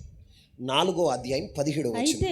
అయితే నా ద్వారా సువార్త సంపూర్ణముగా ప్రకటింపబడు నిమిత్తము అన్యజనులందరూ దాని విను నిమిత్తము ప్రభువు నా ప్రక్కనే నిలిచి నన్ను బలపరిచెను గనుక నేను సింహముల నోట నుండి తప్పింపబడి తిని. పౌలు గారి ధైర్యం ఏంటో తెలుసా అమ్మా? పౌలు గారి ధైర్యం ఏంటో తెలుసా? ప్రభు ఆయన పక్కనే ఉన్నాడు. అన్ని జనులకు నేను స్వార్థ ప్రకటించాలని ఆయన నన్ను పిలుచుకున్నాడు కాబట్టి, పిలిచిన దేవుడు నా ప్రక్కనే ఉన్నాడు అన్న ధైర్యం. సింహాల్లాంటి మనుషులు, అక్కడ రాయబడిన మాట ఏంటో తెలుసా? నేను సింహముల నోట నుండి తప్పింపబడి తిని. సింహాల్లాంటి మనుషుల నోటి నుండి ఆయన తప్పింపబడ్డాడు. నీ జీవితంలో కూడా నువ్వు కదల్చబడకుండా ధైర్యంగా నీవు ఉండాలంటే నీ మనోనేత్రాలు వెలిగించబడాలి. ఏం చేయబడాలి అంటే దృశ్యమైన వాటిని చూడటం కాదు, అదృశ్యమైన వాటిని చూడాలి. అదృశ్యమైన వాటిని, అదృశ్యుడైన దేవుణ్ణి నీ కుడి ప్రక్కన నువ్వు చూడగలిగితే నువ్వు ఎలా ఉంటావో తెలుసా? ధైర్యంగా ఉంటావు, కదల్చబడవు. సింహాలు పక్కనే ఉన్నాయి, సింహాలు ప్రక్కనే ఉన్నాయి. దానియేలు గారు ఎక్కడికి వెళ్ళారు? సింహాల బోన్లోకి వెళ్ళాడు. సింహాల బోన్లోకి వెళ్తే సింహాలన్నీ దానియేలుని ఎలా చూస్తున్నాయి? ఏం చేస్తున్నాయి? దానియేలు గారిని అట్లా చూస్తున్నాయి. వెనకమాల ఎవరున్నారండి? యోధా గోత్రపు సింహం ఉంది. ఏ సింహం ఉంది? యోధా గోత్రపు సింహం ఉంది. మహిమాన్వితుడైన దేవుడు కనపడుతున్నాడు. వాటికి ఏం కనపడుతుందో తెలుసా? సమీపింపరాని తేజస్సు కనపడుతుంది. ఏం కనపడుతుంది? పక్కనే నిలబడి సియోనులో నుండి ప్రకాశించే దేవుడు దానియేలు గారి ప్రక్క నుండి ప్రకాశిస్తూ ఉన్నాడు. సింహాలు కళ్ళు కనపట్ల, అర్థమవుతుందా? దానియేలు కనపట్ల. అక్కడ ఎవరు కనపడుతున్నారో తెలుసా? యోధా గోత్రపు ఆయన అక్కడ నిలబడితే ఆ సింహాలకి ఏం కనపడుతుందో తెలుసా? ఏం కనపడుతుంది? మహిమ. చెప్పండి, మహిమ కనపడుతుంది. సమీపింపరాని తేజస్సు కనపడుతుంది. సమీపింపరాని తేజస్సు కనపడుతుంటే సింహాలన్నీ అటు చూస్తున్నాయి. ఇదేంట్రా బాబు, ఇదేదో వెలుగొచ్చింది, కళ్ళేమీ కనపట్ల. ఏం కనపట్ల? కళ్ళేమీ కనపట్ల. ఏం జరిగింది అని తెల్లవార్లు రాత్రంతా సింహాలు ఆశ్చర్యంలో నుంచి తేరుకోలా. తెల్లవారక ముందలే రాజుగారు వచ్చాడు. జీవం కలిగిన సేవకుడా దానియేలు అంటే, కిందున్న ఈ దానియేలు గారు ఏమంటున్నాడు తెలుసా? రాజు చిరంజీవి అవును గాక అంటున్నాడు. ఏమంటున్నాడండి? రాజు చిరంజీవి అవును గాక అంటున్నాడు. రేయ్ రండి, వెంటనే సింహాల బోన్లో నుంచి దానియేలుని పైకి లాగండి. దానియేలు పైకి లాగే వరకు మహిమాన్వితుడైన ప్రభు ప్రక్కనే ఉండి ప్రకాశిస్తా ఉన్నాడు. ఏం చేస్తున్నాడు? ప్రకాశిస్తూ ఉన్నాడు. సింహాలు మాత్రం అట్లాగే చూస్తున్నాయి. ఏం చేస్తున్నాయి? మీరు ఒక టార్చ్ లైట్ తెచ్చి మీ కళ్ళల్లో అయితే ఏం చేస్తారు? మాట్లాడండి. బా అన్నట్టు చూతారా? చూతామా? మరి సమీపింపరాని తేజస్సులో కోటి సూర్య కాంతి కలిగిన ప్రభు దానియేలు ప్రక్క నుంచి ప్రకాశిస్తుంటే దానియేలుకి తెలియట్లా, సింహాలకు కనపడుతున్నాడు. ఆ ప్రకాశించే ప్రభు సింహాలకు కనపడుతున్నాడు. సింహాలు మాత్రం అట్టగే చూస్తున్నాయి, కదలట్లా మెదలట్లా, అలాగే చూస్తున్నాయి. దానియేలుని పైకి లాగేశాడు. మహిమాన్వితుడైన దేవుడు కూడా దానియేలుతో పాటుగా పైకి వచ్చాడు. అప్పుడు సింహాలకి కళ్ళు కనపడుతున్నాయి. అప్పుడు దాకా కనపడలా అవి మింగేదామని చూస్తున్నాయి. కానీ మహిమాన్వితుడైన దేవుడు కుడిపార్శ్వన ఉండి ప్రకాశిస్తూ ఉంటే జరిగింది ఏంటో తెలుసా? దానియేలు అలా చూస్తూ ఉన్నాడు. సింహాలంక. ఇదేంట్రా, సింహాలు ఒకటి కూడా కదలట్లా, నన్ను చంపేతాయి అనుకుంటే ఈ కదలట్లేదు. దానియేలు అటు ఇటు కదులుతున్నాడు కానీ సింహాలకి తెలియట్లా. ఎందుకంటే కోటి సూర్య ప్రకాశిత కలిగిన వాడు దానియేలు ప్రక్క నుండి ప్రకాశిస్తూ ఉన్నాడు. ఆ సింహాల కళ్ళన్నీ ఏమైపోయినాయో తెలుసా? ఆ వెలుగుకి చూడలేక అలాగే ఆశ్చర్యపోతూ సందిగ్ధ అవస్థలో ఉన్నాయి. ఇదేంట్రా, ఈ ఎన్నడూ చూడనేటువంటి వెలుగు ఏంటి మా గుహలో ప్రకాశిస్తుంది అని ఇవి ఆశ్చర్యపోతూ ఉన్నాయి. తెల్లారింది. రాజుగారు వచ్చారు, దానియేలుని పైకి లాగారు. ఆయన వచ్చాడు, రాజా నువ్వు చిరంజీవి అవుదువు గాక అని దీవిస్తున్నాడు. ఏమంటున్నాడు? దీవిస్తూ ఉంటే రే దానియేలు మీద అబండాలు వేసింది ఎవర్రా, వాళ్ళందరిని తీసుకురాడు అన్నాడు. తీసుకొచ్చాడు. సింహాల బోన్లో వేయండిరా, వారి కుటుంబాన్ని వేయండిరా. సింహాల బోన్లో నుంచి అక్కడి నుంచి పైకి పడక ముందలే పైన వారిని పైనే పట్టుకుని ఏం చేసినాయో తెలుసా? ఎముకలతో సహా పొడి చేసుకుని తినేసినాయి అంట. ఏం చేసి తినేసినాయి? ఎముకలతో సహా. కారణం ఏంటి? వారి కుడి ప్రక్కన ఎవరు లేరు? మహిమాన్వితుడైన ప్రభు లేడు. వారి జీవితాలు ఏమయ్యారు తెలుసా? పైనుంచి భూమి మీద పడక ముందలే ఆ యొక్క సింహాల బోనిలోనికి కింద సమీపించక ముందలే సింహాలు పైనున్న వారిని పైనే పట్టుకుని చీల్చి తినేసినాయి. కానీ దానియేలు మాత్రం ఎలా ఉన్నాడో తెలుసా? కదల్చబడల. కారణం ఏంటి?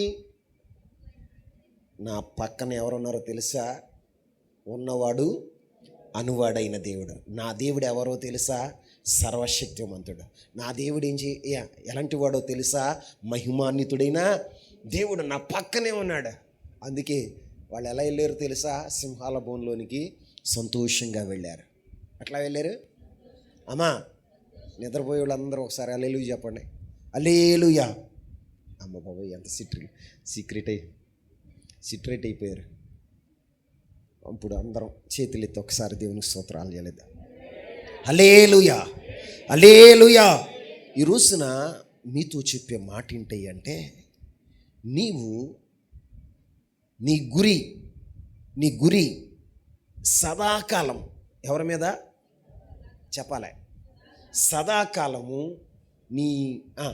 నీ దేవుడైన యెహోవా మీద నీ గురి నిలిపినప్పుడు నువ్వు కదల్చబడావు. ఏం చేయబడావు? ఆయన నా కుడి ప్రక్కన ఉన్నాడు. మనం కదల్చబడతామా? ఉదాహరణకి మన పిల్లలు ఉన్నారు, చిన్న పిల్లలు ఉన్నారు. వారు ఒక చిన్న పిల్లోడు ఏం చేశాడో తెలుసా? వాళ్ళ నాన్న చేయి పట్టుకుని నడుతున్నాడు. కుక్కలు వచ్చినాయి.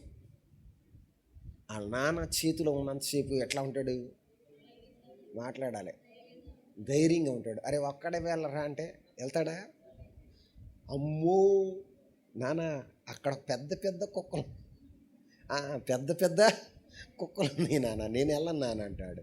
కానీ వాళ్ళ నాన్న వెళతా ఉంటే వాళ్ళ నాన్న చేయబట్టుకుని వెళ్ళేటప్పుడు ఏమంటాడు తెలుసా? ఏయ్ అంటాడు, కొట్టేటట్టుగా. ఏయ్ ధైర్యం ఏంటో తెలుసా? మా నాన్న ఉన్నాడనే ధైర్యం.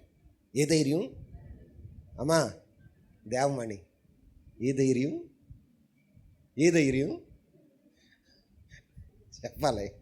మా నాన్న ఉన్నాడనే ధైర్యం. ఆ ధైర్యంతో వాడు నడిచిపోతాడు. అలాగే మన జీవితంలో కూడా యాతాము బండలో మనం నివాసం ఏర్పరచుకున్నప్పుడు విశ్వాసంతో ప్రభువు మీద మన పునాది ఉన్నప్పుడు మనం కదల్చబడం. 2, మన జీవితంలో సదాకాలం దేవుని మీద గురి నిలిపితే. ఎవరి మీద చెప్పాలి?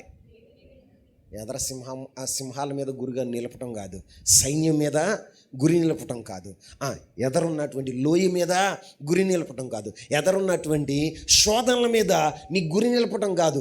నీకు ఎదురుగా గురి నీకు ఎవరు కనపడాలి అంటే పరలోకపు తండ్రి కనపడాలి. ఎవరు కనపడాలి? పరలోకపు తండ్రి నీకు కనపడినప్పుడు నువ్వు కదల్చబడవు.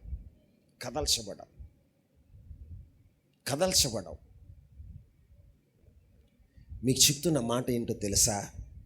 వాక్యాన్ని బట్టి ప్రభు నాతో మాట్లాడిన మాటలు ఏంటో తెలుసా? నీ గురి ఎప్పుడైతే దేవుని మీద నిలుపుతావో, నీ ప్రక్కన పరలోకపు తండ్రి ఉన్నట్టుగా నువ్వు ఎప్పుడైతే చూస్తావో అప్పుడు నువ్వు కదల్చబడవు. ఏం చేయబడవు? కదల్చబడవు. ఇంకో మాట మీకు చెప్పనా? హెబ్రీలకు రాసిన పత్రిక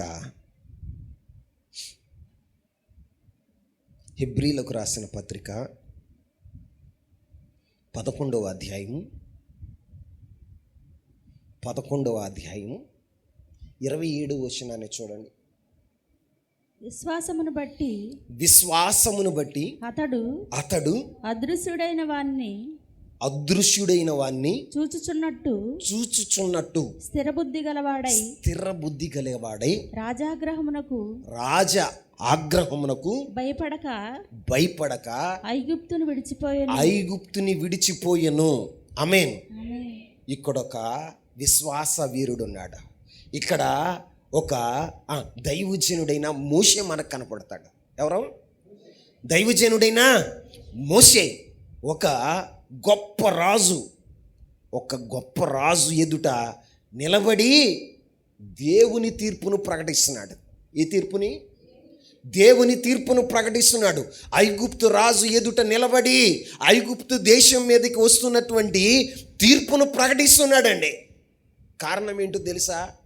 భయపడబోటానికి కారణం ఏంటో తెలుసా? అదృశ్యుడైన వాడిని చూస్తున్నాడట. ఎవరిని చూస్తున్నాడు చెప్పండి? ఒక రాజు దగ్గరికి వెళ్ళి దేవుడు ఈ తీర్పు తీర్చబోతున్నాడు అని చెప్పగలవా? ఒక అధికారి ఎదురుకి వెళ్ళి దేవుడు ఈ తీర్పు తీర్చబోతున్నాడు నీకు, నీ కుటుంబానికి, నీ దేశానికి అని చెప్పగలవా? కానీ దైవజనుడైన మోషే ఫరో ఎదుటికి వెళ్ళి, శక్తివంతుడైనటువంటి ఫరో ఎదుటికి వెళ్ళి ప్రకటిస్తున్నాడండి. దానికి కారణం ఏంటో తెలుసా? అదృశ్యుడైన వాణ్ణి ఆయన చూస్తున్నాడట.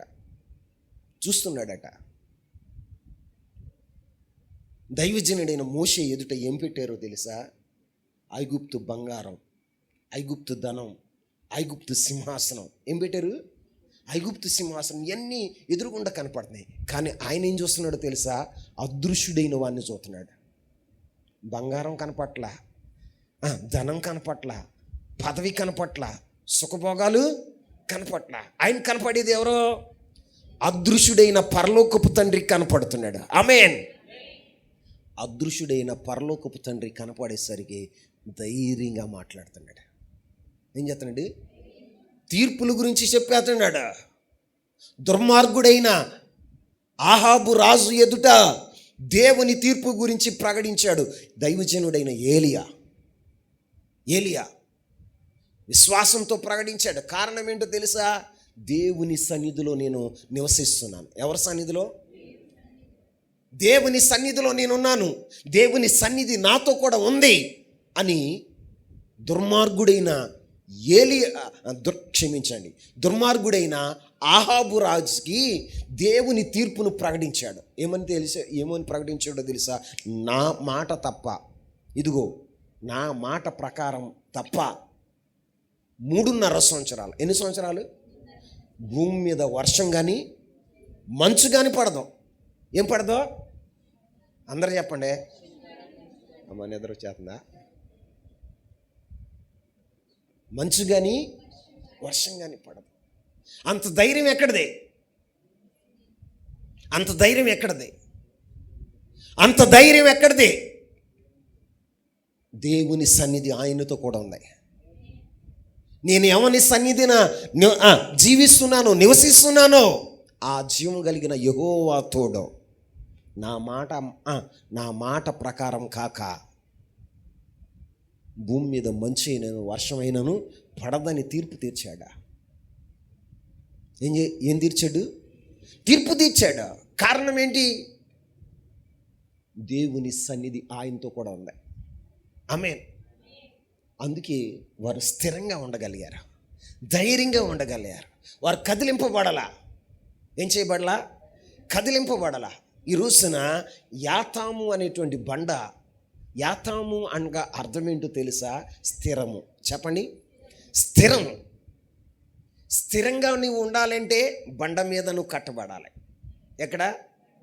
బండ మీద కట్టబడాలి. 2, నువ్వు స్థిరంగా ఉండాలంటే సదాకాలం నీ గురి ఎవరి మీద ఉండాలి? యెహోవా యందు నీ గురి నిలపాలి. 3, నువ్వు స్థిరంగా ఉండాలి అంటే నీ జీవితంలో ఏం చేయాలో తెలుసా? ఏం చేయాలో తెలుసా? స్థిరంగా ఉండాలంటే అదృశ్యుడైన వాడిని నువ్వు చూడాలి. ఎవరిని చూడాలి? అదృశ్యుడైన వాడిని నువ్వు చూడగలిగితే నీ జీవితంలో ఏం జరుగుతుందో తెలుసా?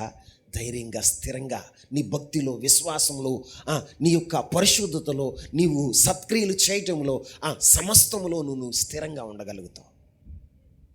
నువ్వు అదృశ్యమైన వాడిని చూడకపోతే,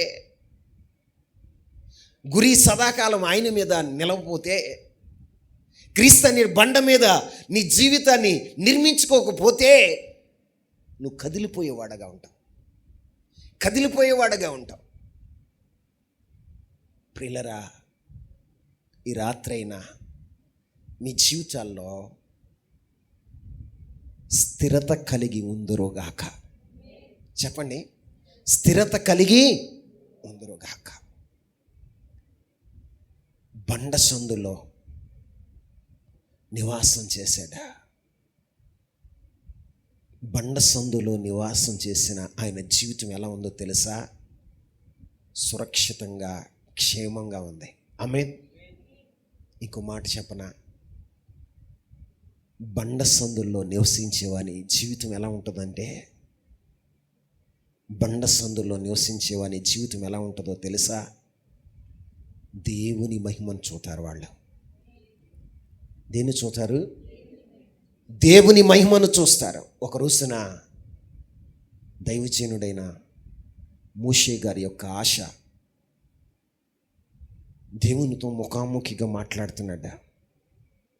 40 రోజులు సినాయి పర్వతం మీద స్నేహితునితో మాట్లాడినట్లుగా మాట్లాడుతున్నాడు. ఆయన స్వరాన్ని వింటున్నాడు. ఆయన మోషేతో మాట్లాడుతున్నాడు, మోషే ఆయనతో మాట్లాడుతున్నాడు. 40 రోజులు అయిపోయినాక ఆయన అన్నాడు, ప్రభా, నువ్వు నాతో మాట్లాడుతున్నావుగా, నీ మహిమను చూపయ్యా. ఏమన్నాడు? చెప్పండి. నీ మహిమను చూపయ్యా. నీ మహిమను చూపుంటే దేవుడు అంటాడు, నా మంచితనం అంతా నీకు చూపించానుగా. ఏమంటున్నాడు?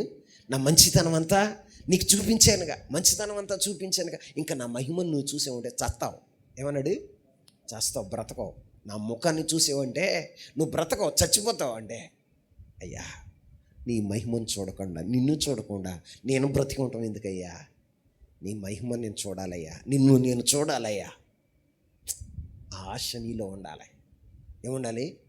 ఈరోజు దేవుని సన్నిధానానికి వచ్చిన నీ జీవితంలో ఉండవలసిన ఆశ ఏంటో తెలుసా? నిన్ను చూడాలి. ఏంటి? నిన్ను చూడాలి. సియోనులో నిన్ను చూడాలని, సియోనులో నీతో ఉండాలని, సియోనులో నిన్ను చూడాలని, సియోనులో నీతో ఉండాలని ఆశతో ఉన్నాను నా యేసయ్యా, ఆశతో ఉన్నాను నా యేసయ్యా, నీకే వందనం నీకే వందనం నీకే వందనం, నీకే వందనం. హల్లెలూయా. మన హృదయంలో ఏ ఆశ ఉండవుతుంది తెలుసా? నిన్ను చూడాలనే ఆశ. ఆయన చూడాలనే ఆ ఆశ ఎట్లా ఉండాలి? దుప్పి నీటి వాగుల కొరకు ఆశపడినట్లుగా నీ ప్రాణం ఆశపడితే ఆశ గల ప్రాణాన్ని ఆయన తృప్తిపరిచేవాడుగా ఉంటాడు. తృప్తిపరుస్తాడా లేదా? మోషే, నేను చచ్చిపోయినా పర్లేదయ్యా, నిన్ను చూడాలి, నిన్ను చూడకుండా ఈ బ్రతికెందుకు, ఈ బ్రతుకు ఎందుకయ్యా, చంపి నీ ముఖ దర్శనాన్ని నేను చేసుకున్నాక చంపి అన్నాడో ఏమో నాకు తెలియదు, కానీ ప్రభు అన్నాడు, నా మంచితనం అంతా నీకు చూపించాను, ఇంకా నువ్వు నన్ను చూసే ఉంటే చచ్చిపోతావు మోషే అంటే, చచ్చిపోయినా పర్లేదయ్యా, నీ మహిమ నేను చూడాలి. ఏమంటున్నాడు? నీ మహిమ నేను చూడాలి. ఆయన కనికరం కలిగిన దేవుడు, ప్రేమాస్వరూపుడైన దేవుడు. ఏమన్నాడో తెలుసా? ఆ బండ, ఆ మాట చదవండి, నిర్గమకాండం 33వ అధ్యాయం 22వ వచనం. నా మహిమ నిన్ను దాటి వెళ్ళుచుండగా, నా మహిమ నిన్ను దాటి వెళ్ళుచుండగా, ఆ బండ సందులలో ఆ బండ సందులో నిన్ను ఉంచి నిన్ను దాటి వెళ్ళే వరకు, నేను నిన్ను దాటి వెళ్ళే వరకు నా చేతితో నిన్ను కప్పెదను, నా చేతితో నిన్ను కప్పెదను. కప్పెదను. నేను నా చెయ్యి తీసిన నా తరువాత చేయి తీసిన తరువాత నా వెనుక పార్శ్వమును నా వెనక పార్శ్వమును చూచెదవు కాని చూచెదవు, కానీ నా ముఖము నీకు నా ముఖము నీకు కనబడదని కనబడదని మోషేతో చెప్పెను. మోషేతో చెప్పాను. హల్లెలూయా. ఇప్పుడు నీ మహిమను చూడాలన్నా మోషే కోరిక తీరిందా తీరలేదా? అమ్మా, తీరిందా లేదా? ఏమన్నాడు? ఇదిగో నా సన్నిధి నిన్ను దాటి వెళుచున్నప్పుడు ఆ బండ సందులో నువ్వు నిలిచుండు, నా చెయ్యి నీకు అడ్డు పెడతా. ఏం పెడతా? నా చెయ్యి నిన్ను అడ్డుపెట్టి నా మహిమ దాటిపోయిన తర్వాత నా వెనక పార్శ్వమును నీవు చూసేదవు. ఇప్పుడు నేనంటాను, నీవు క్రీస్తు అనే బండ సందులో నీ జీవితాన్ని ఉంచగలిగితే, బండ సందులో నువ్వు నివసిస్తే, నా ప్రభు ఏం చేస్తాడు తెలుసా? తన మహిమను నీకు కనుపరుస్తాడు. ఏం కనుపరుస్తాడు? తన మహిమను నీకు కనుపరుస్తాడు. బండ సందులో ఎందుకు మనం నివసించాలి అంటే, ఆయన మహిమను చూడటానికి. దేనికి? ఆయన మహిమను చూడటానికి నువ్వు బండ సందులో నిలిచి ఉండేవాడుగా నీవు ఉండాలి. మరి నువ్వు ఉంటున్నావా? నిజంగా క్రీస్తు అనేటువంటి బండలోనే నువ్వు దాగి ఉంటే, నీ నివాసాన్ని ఏర్పాటు చేసుకుంటే, పరలోకపు తండ్రి యొక్క మహిమను నువ్వు చూడగలుగుతావు. పరలోకపు తండ్రి యొక్క మహిమను చూడగలుగుతావు. మనమే ఎందుకు చూడలేకపోతున్నాం? క్రైస్తవులమే దేవుని మహిమను ఎందుకు చూడలేకపోతున్నాం? మందిరానికి వచ్చినాక ప్రభు నీకు ఎందుకు కనపట్లా? ఒక మాట చదవండి, రోమాపత్రిక 2వ అధ్యాయం, క్షమించండి 3వ అధ్యాయం 23వ వచనం. రోమాపత్రిక 3వ అధ్యాయం 23వ వచనం. నువ్వెందుకు మహిమను చూడలేకపోతున్నావయ్యా అంటే, నీ జీవితంలో ఏం జరుగుతుందో తెలుసా?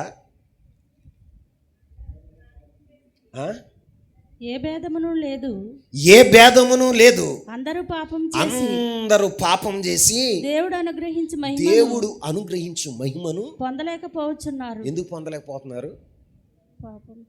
ఎందుకు పొందలేకపోతున్నారు?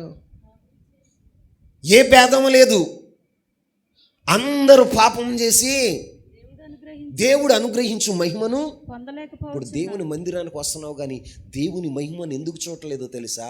నీలో ఉన్న పాపం దేవుని మహిమను చూడకుండా చేస్తుంది. నీలో ఉన్న పాపం దేవుని మహిమను చూడకుండా నిన్ను చేస్తుంది. దేవుని మహిమ అంటే ఆయన ప్రభావం, ఆయన తేజస్సు, ఆయన స్వరూప దర్శనం. ఎందుకు నీ జీవితంలో దేవుణ్ణి ఎందుకు నువ్వు చూడలేకపోతున్నావు అంటే నీ పాపమే దేవునికి నీకు మధ్యన అడ్డుగోడ కడుతుంది. ఏం కడుతుంది? అడ్డుగోడ కడుతుంది. క్రైస్తవుడివే, ఆరాధనకు వచ్చేవాడివే, కానీ నీలో ఏముందో తెలుసా? ఇంకా పాపం ఉంది. ఆ పాపం నిన్నేం చేస్తుందో తెలుసా? దేవునికి నీకు మధ్యన అడ్డుగా గోడ కడుతుంది. నువ్వు పాపాన్ని విడిచిపెట్టడానికి నువ్వు ఇష్టపడితే నీకును దేవునికి మధ్యన ఉన్న గోడను పడవేయటానికి నా ప్రభు ఇష్టపడుతున్నాడు. ఆమేన్. నీకును ప్రభువుకి మధ్యన ఉన్న గోడను పడవేసి ఆయన ముఖ దర్శనం నీకు కలిగేటట్లుగా ఆయన దర్శనాన్ని ఇస్తాడా. ఆమేన్.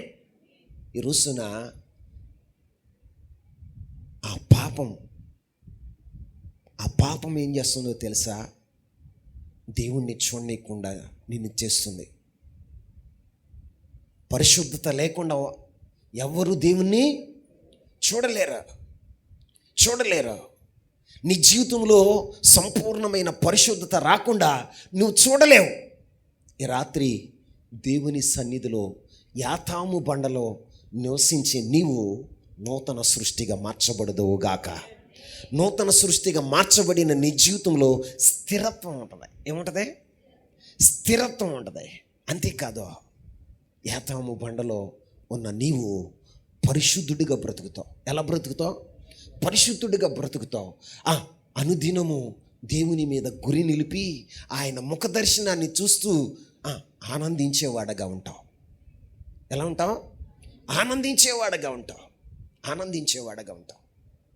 మోషే బండ సందులో ఉండి ఏం చూశాడో తెలుసా? దేవుని మహిమను చూశాడు. యేసుక్రీస్తు అనే బండ సందులో నువ్వు నిలిచి ఉండగలిగితే నువ్వు పరలోక తండ్రి మహిమను చూస్తావు. దేవుని మందిరానికి వచ్చినంత మాత్రాన ప్రభు నీకు కనపడ్డా, నీలో పరిశుద్ధత లేకుండా ప్రభు నీకు కనపడడు. అందుకే దేవుని మహిమను చూడలేకపోతున్నావు. నువ్వు నమ్మిన ఎడల దేవుని మహిమను చూసేదాం. ఏం చేస్తావు చెప్పండి? మహిమ అంటే దేవుని అద్భుత ఆశ్చర్య కార్యాలు నువ్వు చూడగలుగుతావు. నీ కుటుంబంలో దేవుని అద్భుత ఆశ్చర్య కార్యాలు చూడగలుగుతావు. నువ్వు నీ జీవితంలో పరిశుద్ధత ఉండి ప్రభువుని నువ్వు నమ్మితే, సదాకాలం ఆయన మీద నువ్వు గురి నిలిపితే నీ జీవితంలో అద్భుతం చేస్తాడు. మార్తా మరియలతో చెప్పిన మాట ఏంటో తెలుసా? నువ్వు నమ్మిన ఎడల దేవుని మహిమను చూసేద్దాం. ఏం చేసాడు అక్కడ? మరణాన్ని జీవంగా మార్చాడు. చెప్పండి. మరణాన్ని నీ జీవితంలో మృతతుల్యమైపోయినవి, మరణమైపోయినవి, నిర్జీవమైపోయినవి. ఎక్కడ ఏ వ్యాపారం నిర్జీవమైపోయిందో, ఏ వ్యవసాయ రంగం నిర్జీవమైపోయిందో, ఏ పాడి సంత నిర్జీవమైపోయిందో, ఏ యొక్క ప్రాంతంలో నువ్వు నిర్జీవమైపోయావో అక్కడ నా ప్రభు నూతన జీవాన్ని ఇస్తాడు. ఏమిస్తాడు? నూతన జీవాన్ని ఇచ్చి తన మహిమను చాటేవాడగా ఉంటాడు. నువ్వెక్కడ నివసించాలి? బండ సందులో ఉన్నవారు స్థిరంగా ఉంటారు. బండ సందులో ఉన్నవారు ఎలా ఉంటారో తెలుసా? మాట్లాడాలి. కదల్చబడరంటే స్థిరత్వమే. బండ సందులో ఉన్నారు దేవుని మహిమను చూస్తారు. ఏం చూస్తారు? దేవుని మహిమను చూస్తారు. అలా బండ సందుల్లో నీ జీవితం కొనసాగుతున్నప్పుడు దేవునికి ఎలా ఉంటావో తెలుసా? దేవునికి ఎలా ఉంటావు? పరమగీతంలో 2వ అధ్యాయం 14వ వచనం. బండ సందుల్లో ఎగురు నా పావురమా. ఆలసిపోయేవా? బైబిల్ కూడా చూడలా? చదవండి. బండసందుల్లో ఎగురు నా పావురమా, బండ సందుల్లో ఎగురు నా నా పావురమా, పావురమా, పేటు బీటలను ఆశ్రయించు పేట బీటులను ఆశ్రయించు నా పావురమా, నా పావురమా, నీ స్వరం మధురము, నీ స్వరము మధురము, నీ ముఖము నీ ముఖము మనోహరము, మనోహరము, నీ ముఖము నీ ముఖము నాకు కనబడనిమ్ము, నాకు కనబడనిమ్ము, నీ స్వరము నీ స్వరము నాకు వినబడనిమ్ము. నాకు వినబడనిమ్ము. ప్రియుడైన యేసుక్రీస్తు ప్రభువారు ఏమంటున్నాడో తెలుసా? బండ సందుల్లో సంచారం చేసే పావురాన్ని గురించి మాట్లాడుతున్నాడు. దేని గురించి? బండ సందుల్లో ఎగురుచున్నా నా పావురమా, పావురమా. అది ఎక్కడ ఎగురుతుంది బండసందులు చెప్పాలి? బండ సందుల్లో ఎగురుతుంది. క్రీస్తులో జీవించేవాడు ఎక్కడ జీవిస్తాడు? క్రీస్తులోనే జీవిస్తాడు. ఎక్కడ జీవిస్తాడు? బండ సందుల్లో ఉన్నవాడు ఎక్కడ జీవిస్తాడయ్యి అంటే క్రీస్తులోనే. వాడి జీవితం అంతా, వాడి గమనం అంతా ఎక్కడుంటుంది అంటే యేసు క్రీస్తు ప్రభువారిలోనే ఉంటుంది. లోకంలో ఉండదు. ఏముండదు? లోకంలో ఉండదు, పాపంలో ఉండదు, ఆచారాల్లో ఉండదు, ఆడంబరాల్లో ఉండదు, రాజకీయాల్లో ఉండదు, లోక సంబంధమైన వాటిలో ఉండదు. వాడి జీవితం ఎక్కడ ఉంటుంది అయ్యి అంటే బండ సందుల్లో. ఎక్కడ? మాట్లాడండి. బండ సందుల్లో. నేను ఒక మాట చెప్తాను. బండ సందుల్లో జీవిస్తున్నవాడు ఏం చేస్తాడో తెలుసా? తను తాను ప్రతిష్ఠించుకుంటాడా, తన్ను తాను వైరాగ్యం కలిగి ఉంటాడా. నా నా నా గమనం ఎక్కడో తెలుసా? ఈ బండ సందుల్లోనే. ఎక్కడ? ఈ బండ సందుల్లోనే. ఈ బండ సందులోనే ఉంటే నేను సేఫ్గా ఉంటాను. ఈ బండ సందుల్లో ఉంటే నా ప్రభు మహిమను చూస్తాను. ఈ బండ సందులోనే ఉంటే నేను స్థిరంగా ఉంటాను అని బండ సందుల్లోనే సంఘం ఏం చేయాలో తెలుసా? తన జీవనాన్ని గడిపేదిగా ఉండాలి. తన గమనం ఎక్కడ ఉండాలి అంటే క్రీస్తనే బండలో. ఎక్కడ? క్రీస్తనే బండలో, బండ సందులో. ఆయన డొక్కలో, కలువరి శిలువలో ఆయన డొక్కలో పొడిశారు. ఆ డొక్కలో నుంచి స్రవించిన రక్తం సంఘానికి జన్మనిచ్చింది. ఏమిచ్చింది? సంఘానికి జన్మనిచ్చింది. ఇప్పుడు సంఘం ఎక్కడ ఉండాలి? ఎక్కడ ఉండాలి? ఆయన డొక్కలో ఉండాలి. ఎక్కడ ఉండాలి? ఆయన క్రీస్తు అనే బండ సందుల్లో ఉండాలి. మన గమనం ఎక్కడ ఉండాలి అంటే క్రీస్తులోనే. బండ పావురం యొక్క గమనం ఎక్కడ ఎగురుతుందంట?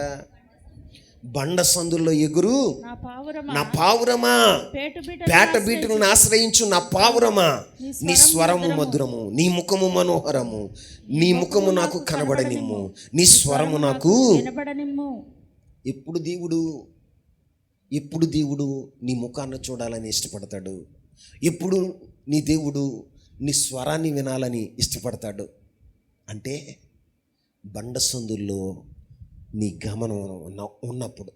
ఇప్పుడు బండ సందుల్లో నీ గమనం ఉన్నప్పుడు దేవుడు ఏం చేస్తాడో తెలుసా? నిన్ను చూడాలని ఇష్టపడతాడు. నీ ముఖాన్ని చూడాలని ఆయన ఇష్టపడతాడు. నీ స్వరాన్ని వినాలని ఇష్టపడతాడు. నువ్వు బండ సందుల్లో ఉండకుండా లోకంలో, పాపంలో, వ్యసనాల్లో ఉండి ప్రభువా ప్రభువా ప్రభు అంటే ఏమంటాడు? ఏం చేస్తాడు? చెవులు మూసుకుంటాడట. ఆయనకి ఏం చేస్తాడో తెలుసా? కళ్ళు మూసుకుంటాడు. ఏం మూసుకుంటాడు? నీకు అసలు నిన్ను చూడకూడదని, నీ స్వరాన్ని వినకూడదని ఆయనే కళ్ళు మూసుకుని, చెవులు మూసుకునేవాడుగా ఉంటాడు. కానీ బండ సందుల్లో గమనాన్ని ఏర్పరచుకున్న, ప్రతిష్టతలో, వైరాగ్యంలో బ్రతుకుతున్న వారి స్వరాన్ని ప్రభు వినాలనుకుంటాడు. వారి ముఖాన్ని చూడాలని. వారి ముఖం ఎలా ఉంటుందో తెలుసా? మనోహరంగా. ఎలా ఉంటుంది చెప్పండి? మనోహరంగా ఉంటుందట. ఎలా ఉంటుంది? మనోహరంగా ఉంటుందట. అప్పుడు దేవుడు ఏం చేస్తాడో తెలుసా? బండ సందుల్లో నివసించే నీకు నిత్యత్వాన్ని ఇస్తాడా? ఏమిస్తాడు? నిత్యత్వాన్ని ఇస్తాడా? నిత్యత్వాన్ని ఇస్తాడు. శాశ్వతమైన రాజ్యమునకు నిన్ను తోడుకొని వెళ్ళేవాడుగా ఉంటాడు. అక్కడ ఏడ్పు ఉండదు, అక్కడ ఆకలి ఉండదు, అక్కడ దప్పిక ఉండదు, అక్కడ సూర్యుడు అవసరం లేదు, అక్కడ చంద్రుడు అవసరం లేదు. ప్రభువే మహిమతో ప్రకాశించేవాడగా ఉంటాడు. అక్కడ ఉన్నవారికి, ఆ నిత్యత్వంలో ఉన్నవారికి సంతోషం. అక్కడ ఉన్నవారికి ఏం జరుగుతుందో తెలుసా? ఆనందం. ఏంటండి? ఆనందం, నిత్య ఆనందం వారి తలల మీద ఉంటుందంట. ఆమె చెప్పండి. నిత్యానందం వారి తలల మీద ఉంటుంది. ఎప్పుడు తెలుసా? నిత్యత్వంలోనికి వెళ్ళినప్పుడు. ఇప్పుడు యాతాము అంటే ఏమని చెప్పా? ఒకటి స్థిరత్వం, రెండవది నిత్యత్వం. ఇప్పుడు యాతాము బండులో ఎవరైతే నివాసం చేస్తారో వారి జీవితాలు స్థిరంగా ఉంటాయి, వారి జీవితాలు నూతనపరచబడతాయి. వారి జీవితాలు ఎలా ఉంటాయో తెలుసా? వారి జీవితాలు అదృశ్యమైన వాటిని చూస్తారు. వారి జీవితాలు ఎలా ఉంటాయి అంటే దేవుని మహిమను చూస్తారు. వారి జీవితాలు ఎలా ఉంటాయో తెలుసా? ఆ బండ సందులోని వారి గమనం ఉంటుంది. ఎక్కడ? అరే, ప్రతిష్టలో నుంచి బయటికి రా అంటే ఏమంటారు? ప్రాణం పోయినా ప్రతిష్టతలో నుంచి బయటికి రాను, వైరాగ్యంలో నుంచి బయటికి రాను. నేను దేవుని కొరకు బ్రతకాలని తీర్మానం చేసుకున్నా. ఇదిగో దేవుని కొరకి నేను బ్రతకాలని ఒక నిశ్చయితకు వచ్చాను. కాబట్టి చావైనా బ్రతుకైనా నా ప్రభులోనే. చెప్పండి. చావైనా బ్రతుకైనా నా ప్రభులోనే, నా గమనం ప్రభులోనే, నా నివాసం ప్రభులోనే అని ప్రభువులో నువ్వు నివాసం చేసేవాడుగా ఉంటావు. అప్పుడు ఆ నివాసం చేసేవారిని అందరిని ఎక్కడికి తీసుకువెళ్తాడో తెలుసా? నిత్యత్వానికి. ఎక్కడికి తీసుకెళ్తాడు? నిత్యత్వానికి తీసుకువెళ్తాడు. అట్టి కృప పరిశుద్ధాత్మ దేవుడు మీ అందరికీ దయచేయను గాక. చాలా నీరసంగా ఉన్నారు పాపం, పనులకి వెళ్ళి వచ్చి ఉన్నట్టున్నారు. మోకరించండి, చేతులెత్తండి.